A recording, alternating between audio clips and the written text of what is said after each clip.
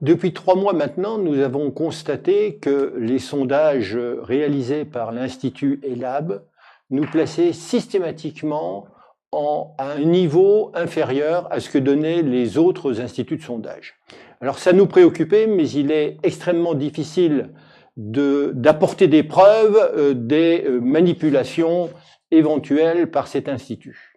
Et cette fois-ci, avec le sondage du 30 avril, nous avons une preuve manifeste. En effet, l'Institut ELAB a, contrairement à ce qui se fait d'habitude, publié le détail des votes hommes-femmes séparément, et ensuite, donc, il a fait l'agrégation pour le total.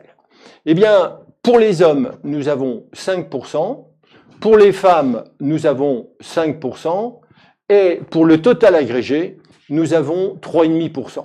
Manifestement, il y a une manipulation, et l'explication, elle est très simple, c'est que la personne qui manipule a oublié de manipuler également le sondage des hommes et le sondage des femmes. Donc nous avons le vrai résultat pour les hommes, le vrai résultat pour les femmes, et quand vous faites la moyenne entre 5 et 5, la moyenne de 5 et 5, ça devrait faire 5, eh bien pour ELAB, ça fait 3,5. Ça, c'est quelque chose d'absolument extraordinaire parce que nous avons pris ELAB la main dans le sac du tripatouillage. Face à cette situation, qui est d'ailleurs d'autant plus flagrante qu'un autre sondage diffusé le même jour par l'IFOP nous donnait également 5. Donc le bon chiffre, c'est 5, et en trafiquant les chiffres, en nous mettant 3,5 au lieu de nous mettre 5, et 3,5 à partir de leurs propres chiffres à eux, qui sont des chiffres à 5, eh bien, ELAB a essayé de tromper les électeurs.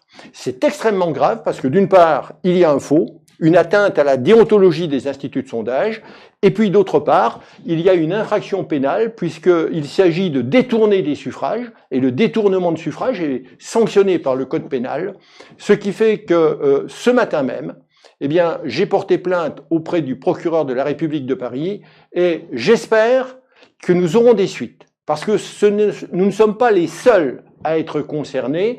Il faut imposer une déontologie, un minimum d'honnêteté aux instituts de sondage.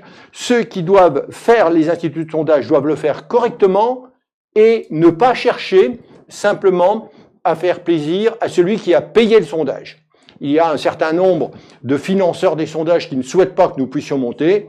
Eh bien, maintenant, tous les électeurs, tous les Français ont la vérité et il faut que la justice nous aide à faire triompher cette vérité.